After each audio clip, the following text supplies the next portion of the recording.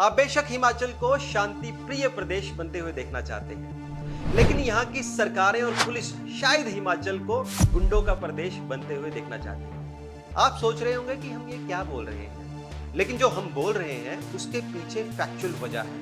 5 दिन पहले ऊना में बार्बर की शॉप पर एक युवक जिसका नाम राकेश कुमार उर्फ गग्गी जट था, उसकी दिन दिहाड़े गोली मारकर हत्या कर दी गई।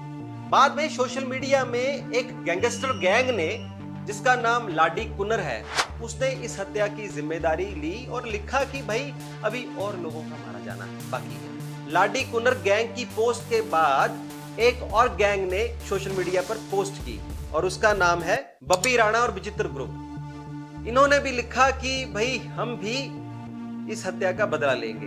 भाई हिमाचल में ये हो क्या रहा है? हिमाचल में गैंगवार की ये घटना कोई पहली बार नहीं हुई है।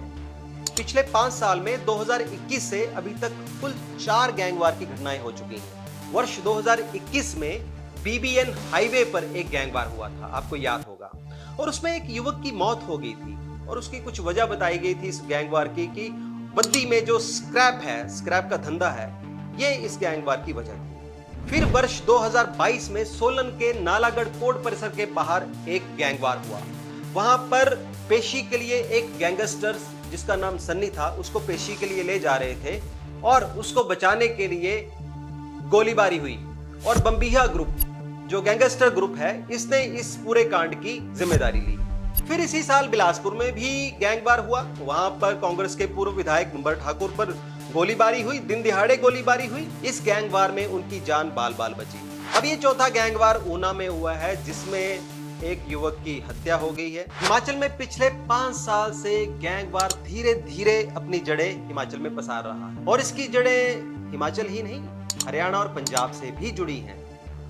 हिमाचल में लगातार गैंगवार हो रहा है और लगता है यहाँ की सरकार और पुलिस दोनों सोए हुए हैं। ऊना में गग्गी जट की हत्या के बाद सरकार, पुलिस और नेताओं से कुछ सवाल तो बनते हैं। पहला सवाल हमारा सरकार से है, क्या गैंगवार से निपटने के लिए हमारी पुलिस तैयार है? क्योंकि अभी तक अपराधियों से निपटने के लिए पुलिस सिर्फ लाठी और डंडों का ही प्रयोग कर रही है। क्या हमारी पुलिस ऐसी घटनाओं से निपटने के लिए वेल इक्विप्ड है क्या? यानी जैसे हथियार गैंगस्टरों के पास हैं, वैसे हथियार क्या हमारी पुलिस के पास हैं? हमारा सीआईडी विंग मजबूत क्यों नहीं है?